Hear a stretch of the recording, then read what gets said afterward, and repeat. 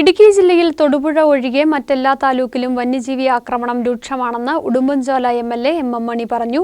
മനുഷ്യന് കൃഷി ചെയ്ത് ജീവിക്കാൻ കഴിയാത്ത സാഹചര്യമാണ്. ജനങ്ങളെ അണിനിരത്തി ശക്തമായ പ്രതിഷേധം സംഘടിപ്പിക്കണം.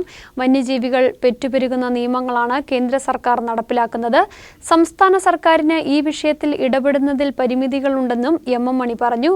പൂപ്പാറയിൽ നടന്ന CPIM ഇടുക്കി ജില്ലാ സമ്മേളനത്തിന് മുന്നോടിയായിട്ടുള്ള സെമിനാറിന്റെ സംഘാടക സമിതി രൂപീകരണം ഉദ്ഘാടനം ചെയ്ത് സംസാരിക്കുകയായിരുന്നു അദ്ദേഹം.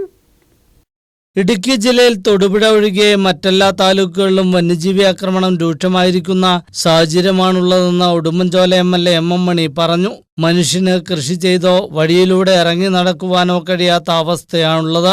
ജില്ലയിൽ ജീവിക്കാൻ കഴിയാത്ത സാഹചര്യമാണ് നിലവിൽ. ജനങ്ങളെ അണിനിരത്തി ശക്തമായ പ്രതിഷേധം സംഘടിപ്പിക്കുകയും വന്യജീവി ആക്രമണം സർക്കാരിന്റെ ശ്രദ്ധയിൽപ്പെടുത്തുകയും വേണം. വന്യജീവികൾ പെറ്റുപെരുകുന്ന നിയമങ്ങളാണ് കേന്ദ്ര സർക്കാർ നടപ്പിലാക്കുന്നതെന്നും എം.എം. മണി കുറ്റപ്പെടുത്തി.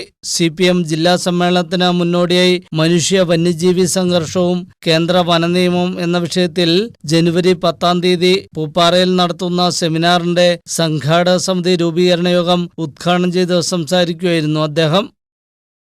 ജനങ്ങളെ അണിനിരത്തി വളരെ ശക്തമായ പ്രതികരണം രൂപപ്പെടുത്തുന്നത് അത്യാവശ്യമാണ്. ഗവൺമെന്റിന് ശ്രദ്ധ ഈ കാര്യത്തിൽ കൊണ്ടുവരാം എന്നതാണ് ഈ പ്രക്ഷോഭണത്തിന്റെ